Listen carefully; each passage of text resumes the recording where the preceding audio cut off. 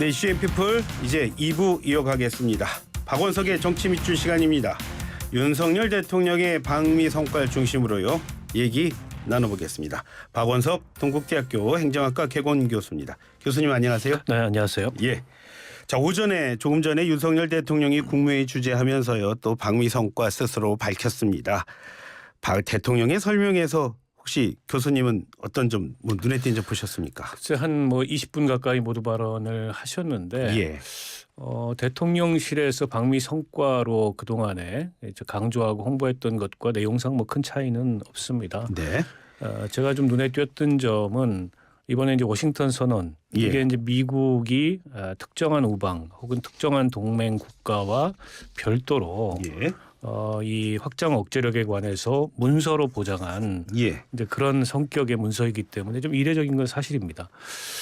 흔히 이제 나토식 핵공유하고 많이 비교가 되고 나토 같은 경우에는 이제 이 다자기구지 않습니까? 한 네. 30여 개국의 회원국이 있고 예. 실제 그 중에 5개국의 전술핵이 배치가 돼 있고 핵 기획 그룹이라고 하는 예. 그런 핵 전력을 공동 계획하고 공동 운영하는 그런 기구가 있습니다. 예. 근데 윤 대통령이 지난번에 이제 하버드 강연에서도 비슷한 말씀을 하셨는데 그보다 거기는 이제 다자간 이 협정이기 예. 때문에 우리가 미국과 대한민국이 양자간 어쨌든 선언을 통해서 보장한 예. 이 NCG 핵 협의 그룹이 더 실효성이 있다 이렇게 강조를 하셨는데 예. 그 부분은 글쎄요 평가하는 사람에 따라서는 조금 이제 예. 과장된 듯 보이는 측면도 없지 않아 있어요. 예. 왜냐하면 어쨌든 나토하고 우리하고 굉장히 중대한 차이는 거기는 실제로 전술핵이 배치돼 있고 예.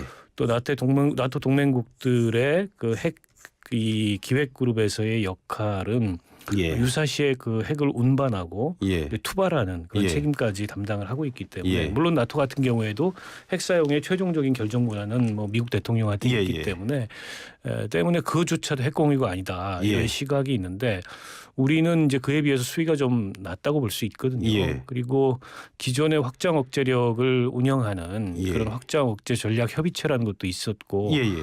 이번에 이제 NCG라는 게 과연 그 확장 억제 전략 협의체에 비해서 뭐가 구체적으로 다른 거냐. 예. 이게 이제 양적 확대의 측면은 없지 않아 있는데 예. 특히 이제 미국의 전략 자산이 정기적으로 한반도 주변에 전개된다는 측면에서 질적 전환의 의미가 있는 거냐. 예. 이런 여러 가지 질문들이 있거든요. 예. 그런 점에 비추어 봤을 때 이게 지금 일각에서 이제 여러 가지 비판적인 예. 시각들이 나오다 보니까 그걸 불식시키기 위해서인지 다소는 워싱턴 선언의 의미를 좀 지나치게 확대하고 있는 거 아니냐 그런 느낌이 들었습니다. 교수님, 이게 협의라고 하면요.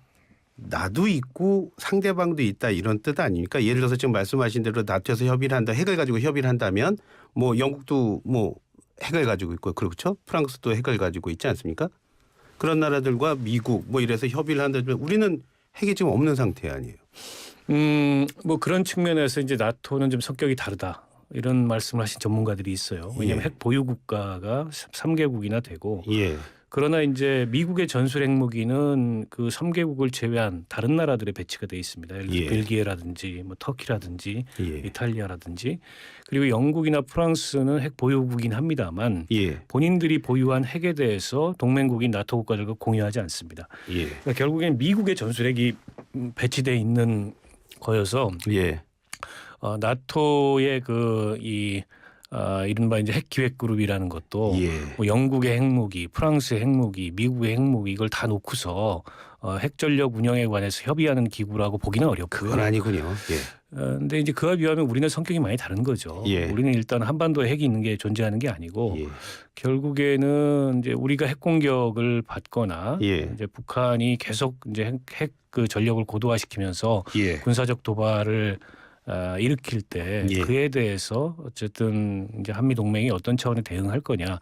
기존보다 미국의 핵 전력 그 확장 억제력을 계획하고 또 그거를 실행 연습하는 그런데 이제 정보를 공유하는데 종전보다는 조금 더 넓은 범위의 협의를 가져가겠다. 그리고 북한이 그 핵을 이용했을 경우에 그에 대해서 응징하거나 이제 보복할 것을 문서로 확약한 그런 성격이라고 볼 수 있는데 근데 사실 워싱턴 선언이 실효성을 가지려면 예를 들어서 저 워싱턴 선언이 있은 이후에 북의 핵 고도화 의지가 꺾인다든지 핵 도발이 없어진다든지. 근데 그런 게 아니지 않습니까? 현실적으로. 오히려 저런 것들이 뭐 중국이라든지 러시아라든지 주변국을 자극해서 이 한반도와 그 주변에 긴장이 더 격화되는 거 아니냐. 그런 반대편에 우려 섞인 시선도 있거든요. 네, 좀 전 말씀하셨지만 그 뭐 김태호 안보실장이 사실상 미국과 핵 공유한다는 그런 얘기를 하니까 또 미국 백악관에서는 좀 다른 말이 나왔잖아요. 이런 걸 봤을 때 그렇다면 조율이 잘된 겁니까? 아니면 대통령이 좀 과장되게 얘기를 한 거예요? 어떻게 보세요? 과장됐다고 봐야 되겠죠. 그러니까 미국은 어떤 나라하고도 핵을 공유하지 않습니다. 그러니까 나토에 전술핵을 배치한 것조차도 미국에서는 핵 공유라고 보지 않는다라는 의견도 있어요. 왜냐하면 핵 공유라는 것은 통제라고 컨트롤이라고 미국에서 얘기를 하고 있습니다. 근데 핵 통제권은 전적으로 미국 대통령한테 있거든요. 최종적인 사용 권한은. 때문에 그 통제권을 함께 갖지 않는 이상 그건 핵 공유가 아니다. 이게 이제 미국이 갖고 있는 핵 공유 개념인 것 같아요. 그런데 우리는 뭐 나토하고도 상황이 다르죠. 우리는 전술핵이 배치되어 있는 것도 아니고 과거에 배치되어 있었습니다. 1991년 이전에. 근데 이제 한반도 비핵화 이 전략에 따라서 다 그 철수한 상황이고 그렇죠. 그런 점에 비추어 봤을 때 그걸 핵 공유라고 얘기하는 거는 이게 대통령실이 어떻게 보면은 이번 한미 정상회담에 대한 안보적 측면에서 기대치를 너무 높여놨어요. 그래서 보수층 일각에서는 뭐 독자 핵무장론, 뭐 핵 공유론, 전략자산 뭐 상시 배치 이런 얘기들이 나왔는데 그에 비해서 이게 이제 성과가 작다 보니까 이 의미를 조금 부풀리려다가 그런 얘기가 나온 게 아닌가 싶습니다. 무슨 말씀인지 이해가 됩니다. 자, 그런데 이제 기시다 후미오 일본 총리입니다. 뭐 오늘 7이나 8쯤 우리나라 방문하는 방향으로 조율 잡았다는 언론 보도가 있고 이제 오늘쯤 뭐 또 일본 정부에서 발표할 거다 이런 얘기들 좀 나오고 있습니다. 일본이 갑자기 속도를 낸 걸까요? 아니면은 뭐 사전에 이미 다 예정이 된 수순일까요? 어떤 걸까요? 그러니까 G7 정상회의가 일본에서 개최되지 않습니까? 그래서 기시다 총리가 아마 G7 정상회의 준비 때문에 이 방한을 하더라도 그 이후에 하지 않겠냐. 그 G7에서 한 번 더 만난 다음에 그게 일반적 관측이었는데 조금 당겨진 게 아닌가 싶습니다. G7 정상회의에 그 윤석열 대통령이 참석하면 연속해서 대한민국 대통령이 2번 이제 방위를 하는 셈이고 기왕이 셔틀 외교를 복원하기로 한 마당에 조금 당겨서 일본 총리가 먼저 방한하는 모습을 보이는 게 좋겠다. 이런 판단이나 조율이 이루어진 게 아닌가 싶고 이번에 한미 정상회담 이후에 이른바 이제 핵협의기구라는 새로운 기구가 창설이 됐는데 이 워싱턴 선언을 통한 이 기구 창설을 두고서 이게 비단 한미 간의 그런 핵협의 기구를 넘어서서 일본까지 포함하는 한미일 간의 그 확장 억제력에 대한 협의 기구가 될 수도 있지 않겠냐 이런 관측이 있었는데 실제 그것도 의제에 오를 가능성이 있다고 해요. 그리고 뭐 한일 정상회담 이후에 일본에서 기시다 총리의 지지도나 이런 게 올라가는 것과는 반대로 우리는 사실 한일 정상회담의 성과에 대해서 정부가 내세운 것처럼 국민들로부터 평가를 못 받고 있잖아요. 그리고 일본이 그 뒤로 뭐 독도 발언이라든지 또 뭐 여러 차례 이제 역사 교과서라든지 여러 차례 이제 문제성 있는 그 일본 측의 입장이 나왔기 때문에 아마 미국 쪽에서도 조금 그 윤석열 대통령이 보인 만큼의 성의를 일본 쪽에서 보여야 되는 거 아니냐 이런 식의 우회적 압력도 있었다 그래요. 뭐 그런 것들이 종합적 반영이 돼서인지는 모르겠는데 어쨌든 당겨지는 것 같습니다. 공식 발표가 나봐야 알겠지만 그렇게 되면 그 한일 정상회담을 통해서 G7에서 아마 한미일 정상회담까지 그렇게 이어지지 않을까 예상됩니다. 자, 외교 문제는 이렇게 살펴봤고요. 국내 문제 한번 좀 집중적으로 한번 보겠습니다. 어제가 근로자 날이었잖아요. 그렇죠? 근데 그 강릉에서 또 바로 이날 그 건설노조 간부가 그 영장 실질 심사 앞두고 분신 시도한 그런 일도 있었고요. 자, 이런 일 계속 일어나면서 혹시 이런 것들이 지금 대통령과 정부가 추진하고 있는 이른바 노동개혁, 어떤 노동개혁이라고 말을 하고 있는데 여기에 변수가 되지는 않을까요? 근데 현 정부가 추진하고 있는 노동개혁이 저는 뭐 노조 때려잡기가 돼서는 안 된다고 생각합니다. 근데 건설 현장에 여러 가지 뭐 불합리한 요소들도 있을 수 있겠습니다만 이걸 뭐 건폭 척결 이런 걸 내세워 가지고 제가 보기에는 이제 노조 때려잡기 비슷하게 노동개혁이 진행되는 것 같은데 정작 중요한 뭐 노동시간 개혁 문제라든지 또 지금 이 노동시장의 소득 양극화, 임금 예. 양극화 문제라든지 또 일자리 문제라든지 이런 거에는 사실 체계적인 접근을 못 하고 있으면서 예. 주 69시간제만 하더라도 얼마나 지금 정책 혼선을 겪고 있습니까? 그렇지. 그런데 정부가 이 노동 현장에서 나타난 아주 일부의 일탈 행위일 수 있는 것을 예. 마치 그게 전체 문제인 양 이렇게 예. 비화시키면서 어떻게 보면은 이제 노조 때리기를 하고 있는 듯 보여서 그 점이 예. 대단히 우려스럽고 예. 건설노조의 잘못된 관행이 있었다면 그건 바로 잡아야 되겠죠. 그러나 예. 그게 과연 건설노조, 건설 현장이나 건설노조 전체의 문제가 아니고 예. 일부의 일탈일 가능성이 더 높은데 그걸 이제 건설노조 전체의 문제인 것처럼 이렇게 좀 이미지를 만들어서 몰아가거나 그 과정에서 다소는 무리한 어떤 이 사법적인 형사적인 그런 대응이 결국에는 뭐 이런 그 분신이라든지 이런 걸 부른 게 아닌가 싶고 당일날 이제 세 사람의 건설노조 강릉지회 간부에 예. 구속영장 실질심사가 있었는데 그거 앞두고 이제 그 간부 중에 한 분이 분신을 한 거 아니겠습니까? 예. 근데 그 영장은 기각됐어요. 예. 그 법원이 보기에도 이게 구속까지 해가지고 수사할 필요성은 좀 적다라고 예. 한 거여서 저는 이제 노동개혁 필요하다고 생각하는데 그 노동개혁이 노조 때리기라면 그건 국민적 공감을 찾기 어려울 거다 이렇게 봅니다.